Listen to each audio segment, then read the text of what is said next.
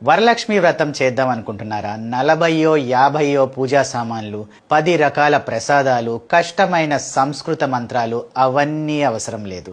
మొదటిసారి చేసేవాళ్ళు కూడా సులభంగా చేసుకోవచ్చు. ఎలాగో నేను ఈ వీడియోలో మీకు చెప్తాను.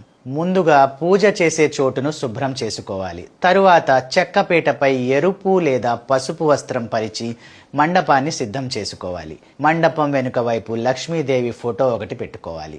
ఒక పళ్ళెంలో కొత్త బియ్యం పోసి దానిపై కలశాన్ని పెట్టాలి. కలశాన్ని 3 భాగాల వరకు మంచినీటితో నింపి అందులో చిటికెడు పసుపు, కొన్ని అక్షింతలు, 1 రూపాయి నాణెం, వక్క వేయాలి. కలశం చుట్టూ మామిడి ఆకులు పెట్టి పసుపు, కుంకుమ బొట్టు పెట్టిన కొబ్బరికాయని కలశంపై పెట్టాలి.